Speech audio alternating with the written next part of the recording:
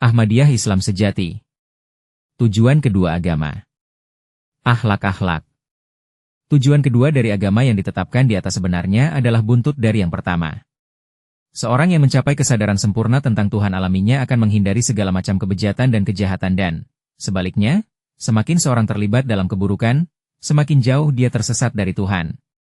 Al-Quran mengatakan, mereka yang berbuat dosa karena ketidaktahuan. An-Nisa 18. Yang berarti bahwa, penyebab sebenarnya dari dosa adalah kurangnya ilmu yang benar dan kesadaran akan Tuhan, yang merupakan suatu kebenaran yang terang benderang. Seorang yang berakal tidak akan secara sadar mengulurkan tangannya ke dalam api. Dia tidak akan makan makanan yang sepengetahuannya mengandung racun. Ia tidak akan memasuki sebuah rumah yang dia yakin akan segera roboh. Dia tidak akan menyodorkan tangannya ke dalam lubang seekor ular. Juga ia tidak akan memasuki sarang seekor singa dengan tak bersenjata. Karena manusia begitu takut terhadap api, racun, ular, dan singa, bagaimana mungkin terpikir bahwa mereka akan bergegas memasuki dan bergembira dalam keburukan-keburukan dan perilaku-perilaku bejat andaikan mereka memiliki kesadaran yang sempurna tentang Allah, dan tahu bahwa hal-hal ini lebih mematikan daripada racun-racun, dan lebih berbahaya daripada ular dan singa? Oleh karena itu, jelas bahwa dosa adalah akibat dari ketidaktahuan dan kurangnya kesadaran sejati terhadap Allah, dan bahwa agama yang membawa pada kepastian iman dan kesadaran sejati tentang Allah, tentu akan menyempurnakan akhlak para pengikutnya. Tetapi, karena soal ini sendirinya suatu masalah yang penting dan menarik, dan kebanyakan orang tidak bisa memetik manfaat besar dari sekadar kesimpulan, tapi terus saja membutuhkan pemaparan terperinci, saya akan secara singkat menjelaskan ajaran-ajaran Islam mengenai tujuan ini dari agama.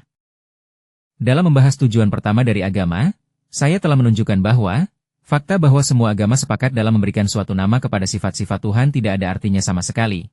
Dan bahwa perhatian kita seharusnya diarahkan pada rincian-rincian dan penjelasan-penjelasan yang diberikan oleh masing-masing agama mengenai sifat-sifat tersebut. Karena tidak mungkin pernah suatu agama akan secara terbuka mengenakan suatu keburukan atau kekurangan kepada Tuhan. Oleh karena itu, perbandingan antara agama-agama berbeda hanya mungkin jika kita mencoba menemukan rincian-rincian dari ajaran-ajaran mereka tentang sifat-sifat Allah. Jika rincian-rincian ini tak sesuai dengan sifat-sifat sejati Allah, suatu agama tidak bisa mengaku bahwa ia mengakui sifat-sifat ini. Juga kita tidak bisa menyimpulkan bahwa agama itu memiliki konsepsi yang sama tentang Tuhan dengan agama-agama lain. Jika seorang menyebut air sebagai susu, itu tidak akan membuat air jadi susu. Tidak juga setiap orang yang berakal akan tertipu oleh sekadar nama tanpa adanya sifat-sifat susu dalam air. Hal yang sama berlaku pada ajaran-ajaran moral dari agama-agama berbeda. Dalam mengadakan perbandingan antara ajaran-ajaran ini, kita hanya bisa sedikit mengindahkan perintah-perintah moral yang umum. Karena tiada agama mungkin mengajari para pengikutnya untuk mencoba meraih ridha atau kesenangan Tuhan dengan, misalnya, kebohongan, pencurian, perampokan, penindasan, pelanggaran kepercayaan, perbuatan aniaya, umpat, pertengkaran, perselisihan, gangguan, dan lain-lain. Kita juga tidak bisa membayangkan bahwa suatu agama akan menasihati para pengikutnya untuk tidak mengatakan kebenaran, atau tidak bertindak dengan baik atau kasih sayang, atau untuk melanggar kepercayaan, atau untuk tidak menyukai kemajuan dan pembaharuan, atau untuk menanggalkan kemuliaan, martabat, harga diri dan kelemah lembutan, atau untuk menekan semua perasaan kebaikan dan syukur. Sebuah agama yang bercita-cita untuk diterima dan dihormati di seluruh dunia, wajib memberikan seperangkat ajaran moral, perangkat yang sama bagi semua agama. Jika ia gagal dalam hal ini, fitrah manusia pasti akan memberontak terhadapnya, sehingga ia akan ditakdirkan untuk hilang dengan cepat. Oleh karena itu, perintah-perintah moral umum tersebut tidak banyak membantu kita. Semuanya sama bagi semua agama, dan tidak ada agama bisa membanggakan diri atas kepemilikan eksklusif perintah-perintah umum itu, dan juga kita tidak bisa memetik manfaat intelektual dari kesamaan ajaran-ajaran moral ini, karena ia hasil dari paksaan, bukan dari wawasan mendalam atau penelaahan terhadap sumber-sumber dan kerja dari fitrah dan perilaku manusia. Saya seringkali mengetahui upaya orang-orang yang berusaha menetapkan keunggulan agama mereka masing-masing dan menyebarkan agama mereka dengan terlebih dahulu menyusun semua perintah moral yang umum itu, dan kemudian menyatakannya sebagai ajaran-ajaran eksklusif mereka sendiri. Padahal kenyataannya, perintah-perintah ini tidak asing bagi agama apapun. Semuanya dikenal oleh agama yang paling kuno, yang paling primitif serta yang mutakhir, dan, jika saya boleh katakan, agama yang paling maju pun. Bahkan, kaum-kaum atau suku-suku yang dianggap termasuk dalam kaum biadab, dan memiliki pikiran-pikiran yang sangat mentah tentang agama, jika kita mengabaikan tindakan-tindakan mereka, dan menanya mereka dengan tenang dan ramah tentang akhlak, akan memberitahu kita sesuatu yang sangat menyerupai apa yang diajarkan oleh agama-agama yang lebih maju. Oleh karena itu, adalah konyol mendasarkan kebenaran agama kita pada faktor-faktor yang dimiliki kaum-kaum biadab pun. Oleh karena itu, dalam membandingkan ajaran-ajaran moral dari agama-agama berbeda, kita harus memerhatikan rincian-rincian dan penjelasan-penjelasan dari sifat-sifat akhlak, sumber-sumbernya, dan cara-cara meraihnya, serta sumber-sumber kejahatan dan cara-cara menghindarinya. Saya ingin di awal menunjukkan bahwa ada banyak kesalahpahaman mengenai konsepsi sejati tentang akhlak dan sifat-sifat akhlak. Ini juga menjadi hambatan dalam mengadakan perbandingan yang akurat antara ajaran-ajaran dari agama-agama berbeda. Ada pendapat umum bahwa cinta, pengampunan, keberanian, dan lain-lain adalah sifat-sifat akhlak yang baik, dan bahwa kemarahan, kebencian, kekerasan, ketakutan, dan lain-lain adalah sifat-sifat yang tidak diinginkan. Ini adalah konsepsi yang sama sekali keliru, karena semua ini adalah naluri-naluri alami, dan bukan baik ataupun buruk dalam sendirinya. Bukan juga cinta, pengampunan dan keberanian, atau kemarahan, kebencian, dan ketakutan adalah sifat-sifat moral. Ini hanyalah naluri-naluri alami manusia, bahkan juga dimiliki hewan. Kita juga menemukannya pada hewan-hewan, karena hewan-hewan juga mengasihi dan mengampuni, memamerkan keberanian, kemarahan, ketakutan dan kebencian. Namun, pernahkah ada yang mengatakan bahwa seekor domba atau sapi atau kuda memiliki akhlak-akhlak tinggi? Apa yang kita sebut sifat-sifat moral yang tinggi pada manusia disebut naluri-naluri pada hewan. Mengapa ini harus begitu? Mengapakah hal-hal yang digambarkan sebagai akhlak-akhlak tinggi pada manusia tidak diberi nama itu saat terdapat pada hewan-hewan lebih rendah? Alasannya jelas. Kita tahu bahwa naluri-naluri atau kecenderungan-kecenderungan alami ini tidak sendirinya merupakan akhlak yang baik atau buruk, dan bahwa ada hal lain dalam diri manusia yang kerjanya mengubah naluri-naluri alami ini menjadi sifat-sifat akhlak. Karena itu, kita harus mencari sesuatu yang lain itu pada manusia, yang mengubah kecenderungan-kecenderungan alami menjadi sifat-sifat moral. Hal lain itu diberikan oleh kerja nalar dan akal sehat. Kecenderungan-kecenderungan alami, bila diperintah dan diatur oleh nalar dan akal sehat, menjadi sifat-sifat moral, dan karena setiap manusia dianggap mengatur perilakunya dengan nalar dan akal sehat, di mana inilah sifat-sifat yang membedakan manusia dari hewan-hewan lain, perilaku manusia disebut moral, meskipun, sebenarnya, dalam banyak hal ia mungkin saja hasil dari naluri atau kecenderungan alami. Sebagian orang, misalnya, begitu sabar oleh fitratnya sehingga mereka tidak pernah menolak apapun, dan sebagian begitu bertekad sehingga mereka tidak pernah melepaskan sebuah proyek yang mereka telah terjuni. Tak satupun dari golongan-golongan orang ini bisa digambarkan sebagai memiliki sifat-sifat moral yang tinggi, karena tindakan dan ketiadaan tindakan mereka tidak diperintah oleh akal atau niat, tapi hampir secara tak sadar atau otomatis, seperti halnya fakta bahwa seorang yang dungu menahan diri dari menganiaya orang lain, atau bahwa seorang yang cacat menahan diri dari menyakiti orang lain, bukanlah suatu sifat moral, tetapi hasil dari cacat fisik. Singkatnya, penggunaan semestinya atau pada tempatnya, dan bukan sekadar penggunaan, atas naluri-naluri dan kecenderungan-kecenderungan alamilah yang merupakan sifat moral. Setelah menjelaskan dasarnya sejauh ini, kita bisa dengan mudah memahami bahwa suatu agama yang mengajarkan kita hanya untuk baik atau pemaaf atau kasih sayang atau berani, tidak mengajari kita akhlak-akhlak yang baik, tetapi hanya menyatakan kecenderungan-kecenderungan alami kita. Tidakkah semua sifat ini terdapat pada hewan-hewan? Bukankah binatang itu baik dan pemberani? Tidakkah hewan-hewan mengasihi dan mengampuni dan menunjukkan simpati? Kita sering melihat bahwa seekor hewan mendekati hewan lain yang kebetulan telah terluka, tetap di dekatnya, dan melihatnya dengan sayang sehingga dengan jelas menyampaikan kesan bahwa ia sedang mengungkapkan simpatinya kepada hewan lain. Lagi, kadang-kadang kita melihat hewan-hewan menjilati satu sama lain dalam kasih sayang. Contoh masih banyak lagi untuk menunjukkan bahwa semua naluri ini bisa ditemukan pada hewan-hewan. Oleh karena itu, ajaran-ajaran tersebut sama dengan tak lebih dari petunjuk bahwa kita harus mematuhi naluri-naluri alami kita, dan tidak memiliki nilai moral yang lebih besar daripada perintah-perintah bahwa kita harus makan ketika kita lapar dan harus minum ketika kita haus dan harus tidur ketika kita merasa lelah dan mengantuk. Tentu kita tidak membutuhkan agama untuk memberitahu kita semua ini. Fitrat kita adalah panduan yang cukup dalam hal-hal ini.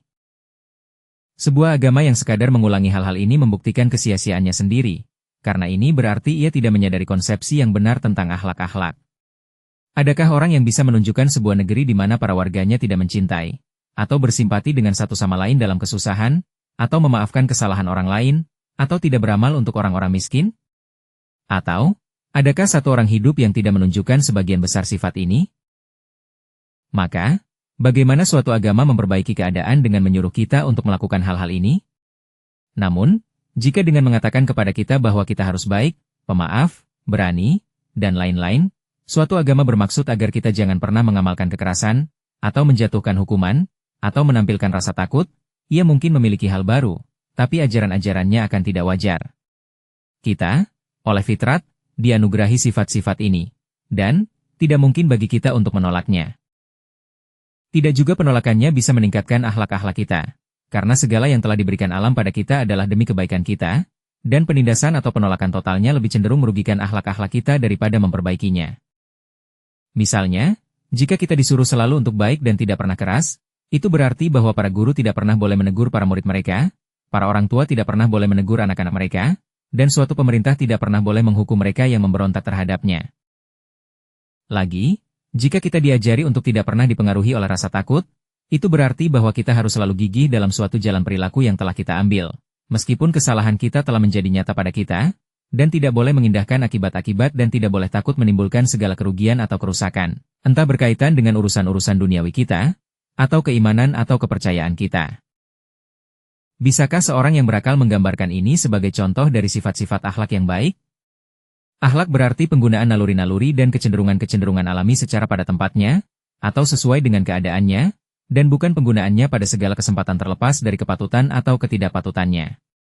Di sisi lain, penindasan total kecenderungan-kecenderungan ini, selain tidak wajar, juga berbahaya. Oleh karena itu, hanya agama yang dengan jelas menangkap perbedaan yang dikemukakan di atas, dan meletakkan aturan-aturan perilaku mengenainya, dan tidak sekadar menyebutkan naluri-naluri alami kitalah yang dapat dikatakan telah menyadari filosofi perilaku dan akhlak manusia, dan telah memberikan petunjuk-petunjuk yang benar berkaitan dengannya. Sejauh pengetahuan saya, hanya Islam, dari semua agama, yang telah mengingatkan perbedaan ini, dan telah meletakkan aturan-aturan perilaku yang benar. Misalnya, Al-Quran mengatakan, وَجَزَاءُ سَيِّئَةٍ سَيِّئَةٌ مِثْلُهَا فَمَنْ عَفَا وَأَصْلَحَ فَأَجْرُهُ عَلَى اللَّهِ إِنَّهُ لَا يُحِبُّ الظَّالِمِينَ. Balasan kejahatan harus sebanding dengannya. Tetapi, jika seorang memaafkan seorang fasik atau pelanggar, dalam keadaan yang diperhitungkan akan membuat perubahan dalam perilakunya, dan yang tidak menyebabkan kekacauan atau gangguan, pahalanya di sisi Tuhan. Sesungguhnya dia tidak menyukai orang-orang fasik. Asy-Syura 41. Seorang yang menjatuhkan hukuman lebih keras daripada yang pantas diterima oleh pelanggaran itu, atau menghukum pelaku hanya karena balas dendam, dalam suatu kasus di mana dia tahu bahwa hukuman akan mengeraskannya dan melukai akhlak-akhlaknya lebih jauh lagi, atau mengampuni pelaku padahal mengetahui bahwa jika ia tidak dihukum, dia akan menjadi lebih berani dan memulai perjalanan kejahatan yang baru, adalah pelanggar atau orang fasik dalam makna ayat di atas, dan Allah tidak akan menyukai perilakunya. Mari kita pertimbangkan makna sebenarnya dari aturan yang ditetapkan dalam ayat ini. Aturan yang ditetapkan mengenai naluri-naluri alami manusia adalah bahwa pelaku harus dihukum sebanding dengan pelanggarannya. Tapi, dinyatakan bahwa akhlak-akhlak yang tinggi menuntut agar dalam memberikan hukuman, seorang harus mempertimbangkan apakah si pelaku akan menjadi lebih baik oleh hukuman, atau dengan pengampunan. Jika ada harapan memperbaikinya dengan pengampunan, ia harus diampuni, dan tidak boleh dihukum hanya karena pembalasan atas kesalahan yang dilakukan olehnya. Jika di sisi lain, hukuman akan terbukti lebih menyehatkan daripada pengampunan, maka ia harus dihukum, dan tidak diampuni karena sekadar kelemah lembutan. Sebab, jika tidak, ia akan kehilangan kesempatan memperbaiki diri, dan akan aniaya dan tidak berbelas kasih untuk memaafkan dalam kasus macam ini. Karena itu, seorang yang menyadari bahwa pengampunan atau hukuman akan lebih efektif dalam memperbaiki seorang pelanggar, namun mengambil jalan sebaliknya, bersalah melakukan keaniayaan dalam pandangan Allah, meskipun ia telah mengampuni, karena pengampunan, dalam kasus macam itu, sama dengan sengaja mencederai akhlak-akhlak orang lain. Rasulullah Shallallahu Alaihi Wasallam telah menyatakan hal yang sama dengan kata-kata lain. Beliau bersabda, amal-amal manusia adalah yang dihasilkan niat. Hadis riwayat Bukhari. Suatu amalan yang dilakukan di bawah pengaruh naluri alami tidak bisa disebut amalan manusiawi atau akhlak, ia kerja insting hewani. Seekor kuda atau keledai, dalam situasi itu, akan telah bertindak dengan cara yang sama. Suatu amalan manusia atau moral haruslah hasil dari pertimbangan dan rencana atau niat. Ini akan menunjukkan bahwa Islam telah menyadari arti sejati dari akhlak-akhlak, dan telah menetapkan aturan-aturan perilaku sesuai dengan itu. Oleh karena itu, hanya agama yang ajaran-ajaran moralnya didasarkan pada konsepsi yang sama dari akhlaklah yang bisa dibandingkan dengannya. Menyebut sekadar penyebutan naluri-naluri alami sebagai seperangkat ajaran moral akan sama dengan memerkosa bahasa. Islam, dengan demikian, mengartikan akhlak-akhlak baik sebagai penggunaan yang tepat naluri-naluri alami di bawah bimbingan akal dan nalar. Ia mengecam sebagai akhlak buruk penggunaannya yang tak semestinya, yang tidak mempertimbangkan kepatutan atau sebaliknya, dari suatu tindakan tertentu pada kesempatan tertentu. Sekarang saya akan berlanjut memberikan contoh aturan-aturan perilaku moral yang ditetapkan oleh Islam, yang melukiskan batasan-batasan yang dikenakan oleh Islam atas pengamalan dan kerja naluri-naluri alami, sehingga menjadikannya paling bermanfaat bagi manusia. Islam menggolongkan akhlak-akhlak ke dalam dua jenis, yaitu yang berkaitan dengan pikiran, dan yang berkaitan dengan tubuh. Penggolongan ini sangat meninggikan konsepsi moral. Al-Quran mengatakan, "Wala takrubul fawaisya ema doharo minha awa ema bathon." Janganlah dekati kejahatan, yang nyata atau tersembunyi. Al-An'am 152.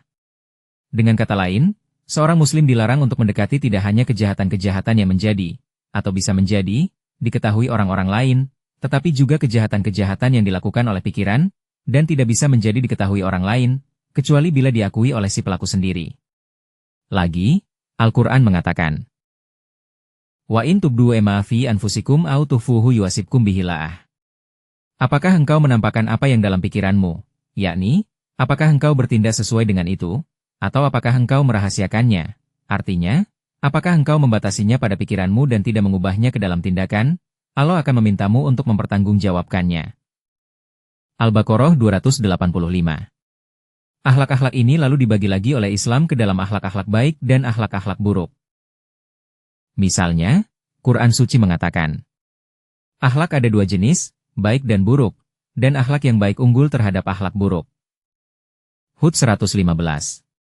Dengan kata lain, seorang yang mengambil akhlak-akhlak yang baik secara bertahap menundukkan akhlak-akhlaknya yang buruk.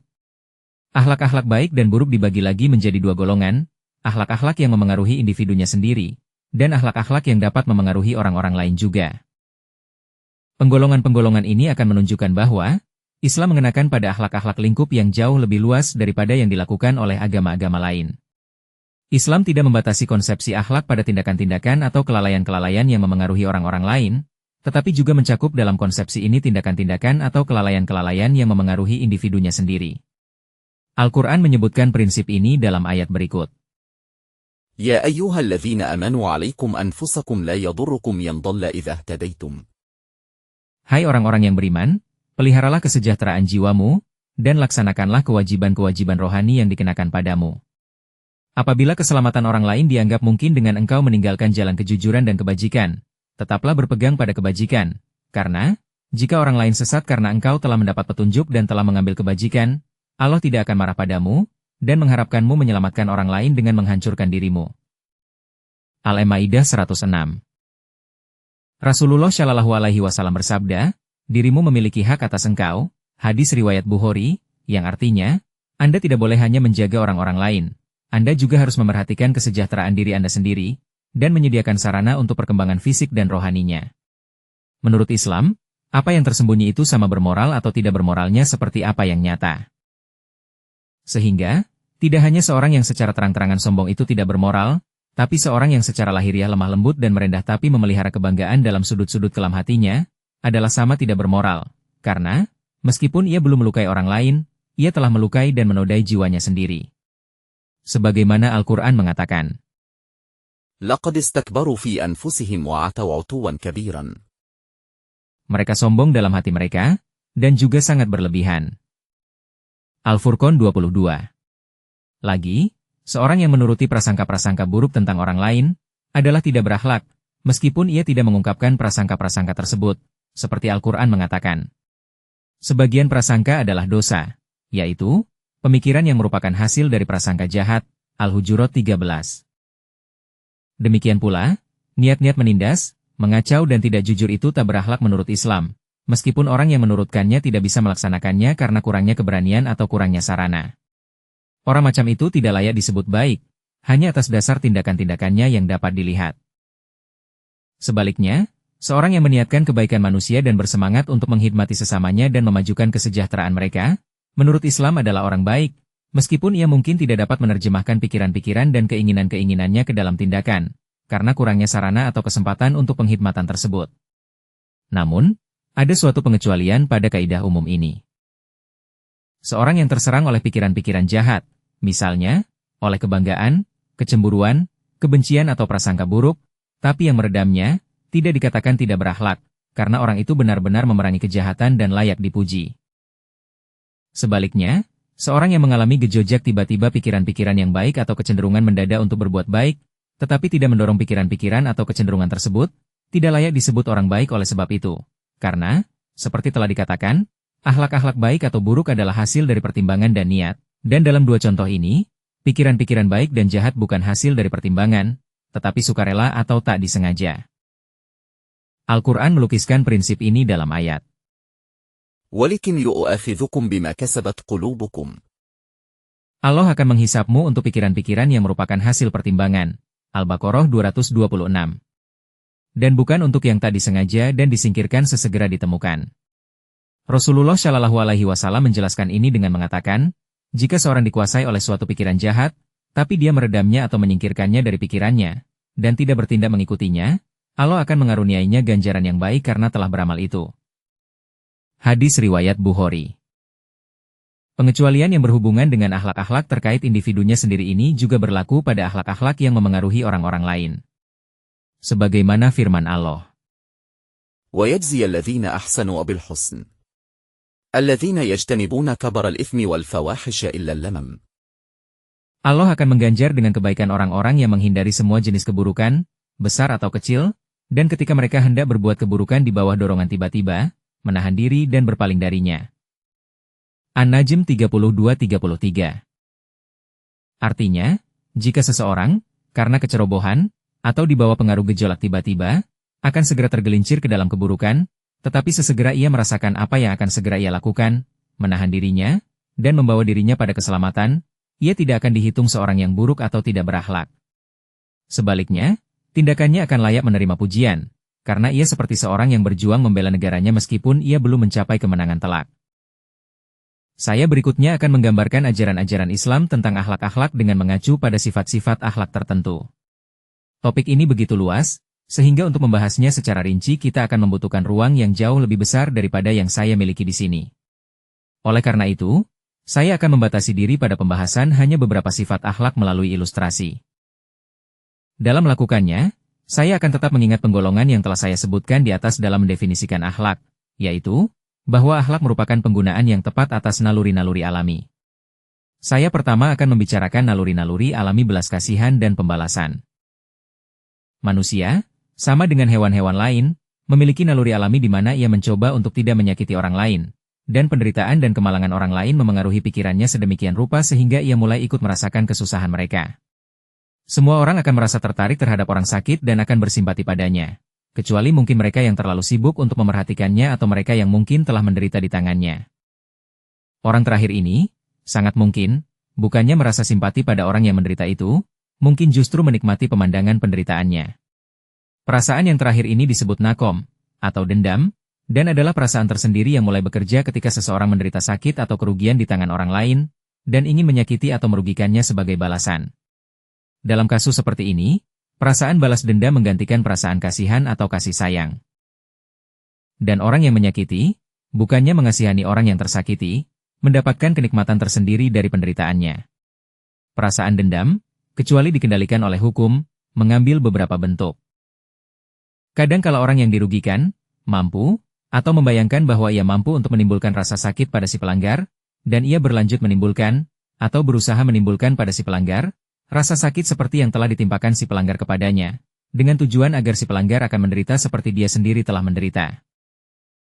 Dalam kasus lain, si pelanggar, atau keluarga atau sukunya, mungkin kebetulan lebih kuasa daripada orang yang dirugikan, atau si penderita mungkin membayangkan bahwa pembalasan yang sepadan tidak akan disetujui oleh orang-orang lain, atau karena alasan lain, ia mungkin tidak mampu atau tidak mau menyakiti secara nyata si pelanggar, sehingga ia menggunakan senjata makian atau fitnah terhadap dirinya. Mungkin terjadi bahwa si pelanggar begitu kuasanya sehingga orang yang dirugikan bahkan tidak bisa berkata-kata menghadapinya. Dalam kasus seperti itu, ia mungkin berhenti mengunjungi dia dan mengakhiri semua hubungan dengannya. Dalam beberapa kasus, ini pun mungkin tidak bias, dan maka, Orang yang dirugikan itu mungkin hanya menuruti kedengkian terhadap si pelanggar, dan senang melihat atau mengetahui kemalangan dan penderitaan si pelanggar, dan tidak senang dengan keberhasilan dan keberuntungannya. Naluri alami dendam dengan begitu menampakkan diri dalam banyak bentuk, dan menghasut orang pada berbagai tindakan. Menghambat kerja naluri ini dan menempatkannya di bawah kendali akal disebut akhlak, dan membiarkannya bekerja tak terhambat dan tak terkendali oleh akal akan tidak berakhlak, amoral. Islam menentukan pembatasan untuk dikenakan pada kerja naluri ini, yang diperlukan untuk mengubahnya menjadi suatu sifat akhlak, dalam ayat berikut. فَمَنِ اعْتَدَى عَلَيْكُمْ فَاعْتَدُوا عَلَيْهِ بِمِثْلِ مَا اعْتَدَى عَلَيْكُمْ. Jika seorang melakukan pelanggaran kepadamu, engkau boleh menimpakan padanya hukuman yang sebanding dengan itu. Al-Baqarah 195. Inilah kaidah umumnya, dan mengatur perilaku mereka yang akal dan pertimbangannya tidak cukup maju untuk menghargai keindahan dari aturan-aturan perilaku akhlak. Bagi mereka yang akal dan pertimbangannya telah lebih maju, suatu pembatasan lebih lanjut dikenakan dalam ayat. فَمَنْ عَفَا وَأَصْلَحَ فَأَجْرَهُ عَلَى اللَّهِ إِنَّهُ لَا يُحِبُّ الظَّالِمِينَ. Pahala mereka yang memaafkan pelanggaran orang lain, dengan niat untuk perbaikan, ada di sisi Allah. Allah tidak menyukai para pelampau batas. Asy-Syura 41. Seorang yang mengampuni, ketika pengampunan akan menggalakkan kekacauan, dan orang yang menghukum ketika hukuman akan mengeraskan pelaku, adalah sama-sama pelampau batas, dan Allah tidak menyukai perilaku tersebut. Dengan kata lain, pembatasan dikenakan pada pengamalan belas kasihan, yang mengarah ke pengampunan, dan pembalasan, yang mengarah ke hukuman. Ditetapkan bahwa, ketika pengampunan lebih mungkin menghasilkan kesan yang baik pada si pelaku dan menyelamatkannya dari kesalahan lebih jauh, belas kasihan perlu dibiarkan berlaku dan dia seharusnya diampuni. Tapi, ketika hukuman diharapkan memiliki efek jera dan reformatif pada si pelaku, maka perasaan pembalasan perlu dibiarkan bekerja, dan hukuman harus dijatuhkan, tetapi itu dalam segala hal jangan sampai melebihi kesalahan yang dilakukan. Ini mengacu pada bentuk pertama dari pembalasan, yaitu, di mana orang yang dirugikan mampu pada gilirannya menimbulkan rasa sakit pada si pelanggar. Bentuk kedua yang mungkin diambil pembalasan dendam dalam kasus di mana pelanggarnya seorang yang berkuasa, dan orang yang dirugikan tidak mampu, atau tidak mau menyakitinya, adalah pelecehan dan mencari-cari kesalahan. Tentang ini Al-Quran mengatakan, jangan mencari kesalahan-kesalahan atau saling melecehkan. Al-Hujurat 12. Oleh karena itu, mencari-cari kesalahan dan pelecehan dilarang dalam semua kasus, dan bahkan, orang yang dirugikan jangan sampai akhirnya melakukan ini dalam pembalasan. Apa alasan yang mendasari larangan ini? Mengapa orang yang tersakiti tidak boleh menyakiti penganiayanya dengan mencari-cari kesalahannya? Dan mengapa dia tidak boleh melampiaskan perasaannya dengan melecehkannya? Jawabannya adalah, pelecehan dilarang karena ia salah dan melewati batas, dan Islam tidak menenggang kebatilan. Fitnah dan mencari-cari kesalahan dilarang karena, bukannya memperbaiki perbuatan si pelanggar, ia cenderung melukainya, karena, ketika keburukan-keburukan seseorang diungkapkan secara terbuka, ia kehilangan semua rasa malu dan kesopanan, dan mulai mengumbarnya secara terbuka. Bentuk ketiga dari pembalasan adalah, pihak yang dirugikan akan memutus semua hubungan dengan pelaku. Islam juga tidak menyetujui bentuk pembalasan ini. Rasulullah Shallallahu Alaihi Wasallam bersabda, tidak diizinkan seorang muslim untuk berhenti berbicara kepada saudaranya lebih dari 3 hari, yaitu, ia harus kembali berbicara kepadanya dalam waktu 3 hari. Bukhari dan Muslim. Bentuk keempat pembalasan adalah menuruti dengki terhadap si pelanggar. Ini juga dikecam oleh Islam. Allah berfirman dalam Al-Quran, kami telah singkirkan kedengkian dari hati orang-orang beriman. Al-Hijr 48. Artinya, seorang muslim tidak boleh mendengki. Rasulullah Shallallahu Alaihi Wasallam bersabda, seorang muslim tidak mendengki, dan tidak menyimpan dendam. Kunuzul Haqaiq. Oleh karena itu, Islam mengizinkan hanya satu bentuk pembalasan, yaitu menghukum pelanggar dengan hukuman yang setimpal dengan kesalahan yang dilakukannya, dan ini pun tunduk pada syarat bahwa, jika ada pemerintah mapan di negara itu, pembalasan harus dituntut melalui tata cara yang ditentukan oleh pemerintah, dan orang yang dirugikan itu tidak boleh menghakimi sendiri. Jika tidak ada pemerintah, hukuman itu boleh dikenakan oleh orang yang dirugikan, tetapi harus sebanding dengan kesalahan yang diderita, dan jika pengampunan lebih mungkin memperbaiki si pelaku, ia harus diampuni. Bentuk-bentuk lain pembalasan, yaitu, pelecehan, mencari-cari kesalahan, menyimpan kedengkian, semua dikecam oleh Islam, karena cenderung menggalakkan keburukan dan perselisihan, dan maksud sesungguhnya pembalasan, yaitu, perbaikan diri si pelaku, tidak tercapai.